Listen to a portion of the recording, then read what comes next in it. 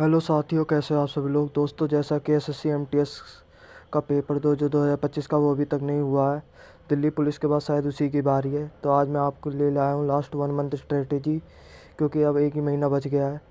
ये जो पॉइंट्स मैं अभी लिखूँगा ये आप अपने नोट कर लें प्लीज़ अपने कॉपी में, क्योंकि ये सारे जो पॉइंट्स मैं बताऊँगा अगर आप ये डेडिकेटेड के साथ अगर कर लेते हैं तो आपके नंबर ज़्यादा तो नहीं, कम से कम 120 तो आ ही जाएंगे। और आपका सिलेक्शन शायद पक्का भी हो सकता है, क्योंकि 120 कट ऑफ भी आती है। नॉर्मलाइजेशन अलग रोल निभाता है, वो अलग बात है, लेकिन आप अपनी तरफ से मेहनत पूरा करें। अगर आपको ये वीडियो अच्छी लगे तो प्लीज़ सब्सक्राइब करना और लाइक करना, ठीक है दोस्तों। तो सबसे पहला है 7-8 घंटे, 6 से 7 घंटे तो डेली पढ़ें दोस्तों, ना तो इससे ज़्यादा पढ़ें। मैं तो यही सजेस्ट करूँगा। नहीं तो अगर आपके पास टाइम है तो 7-8 घंटे करें, नहीं तो आप 6-7 घंटे डेली पढ़ें कंसिस्टेंसी के साथ।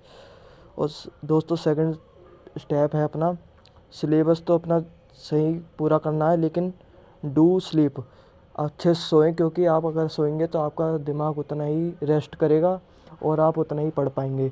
ये नहीं कि आप दिन रात एकदम जग जग के पढ़ रहे हैं, ऐसे पढ़ाई नहीं होती है। हमने भी करा है, ऐसा कुछ नहीं होता। और दोस्तों, प्रैक्टिस करते रहें, जो भी आपने थोड़ा बहुत पढ़ा उसकी प्रैक्टिस करते रहें, नहीं तो आप भूल जाएंगे। और मॉक टेस्ट अटेम्प्ट करते रहें, क्योंकि यही जो टाइम है मॉक टेस्ट देने के लिए। नहीं तो आप लास्ट के जब 15 जब डेट आ जाएगी जब आप मॉक टेस्ट देंगे वो भी कर सकते हैं। और दोस्तों, टेक्स्ट बुक का दें या फिर ओली बोर्ड नाम का एक होता है, मैं उसी में देता हूँ, आप उसमें से भी दे सकते हैं। बहुत अच्छे उसके मॉक टेस्ट होते हैं प्रीवियस ईयर के, उसमें दे सकते हैं। और पीवाई को लगा सकते हैं आप दोस्तों। और चौथा स्टेप है दोस्तों, अपना सिलेबस पहले पूरा कर लें, क्योंकि सिलेबस अगर आपका पूरा नहीं होगा तो मॉक टेस्ट लगाने कोई बात ही नहीं है। अगर सिलेबस ही पूरा नहीं है तो आपको मॉक टेस्ट लगाना ना लगाना एक ही बराबर, क्योंकि आपको समझ में ही नहीं आएगा।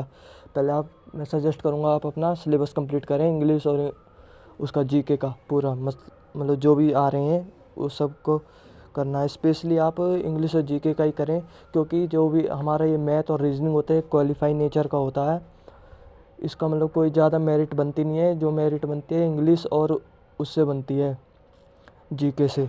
इसलिए मैं सजेस्ट करूँगा आप मैथ और रीजनिंग को तो छोड़ ही दें। अगर 1 घंटा दे सकें तो आप सिर्फ रीजनिंग को दें, मैथ को छोड़ दें, क्योंकि मैथ थोड़ा बड़ा सिलेबस हो जाएगा और वो आपको अब थोड़ा मतलब मुश्किल ही समझ में आएगा। अगर आपका टारगेट एमटीएस है तो मैं सजेस्ट करूँगा आप इंग्लिश और जीके में ही ज़्यादा फोकस करें, मैथ और रीजनिंग में कम फोकस करें। अगर मैं सजेस्ट करूँगा तो 1 घंटा शायद आप रीजनिंग को दे दें, क्योंकि अगर आप इसको क्वालिफाई नहीं करेंगे तो आप सेकंड स्टेज पे पहुँच ही नहीं पाएंगे। तो दोस्तों, यही कुछ स्टेप्स थे। और अगर आपको वीडियो अच्छी लग रही है प्लीज़ सब्सक्राइब करें दोस्तों, क्योंकि हमारी नई जर्नी है। हम भी 2025 का तैयारी कर रहे हैं एसएससी एमटीएस। वैसे तो मेरा टारगेट सीजीएल है, लेकिन ये मैं दे रहा हूँ, क्योंकि दोस्तों मेरा थोड़ा एज थोड़ी ज़्यादा हो गई है, इसलिए मैं दे रहा हूँ, क्योंकि घर को सपोर्ट भी चाहिए।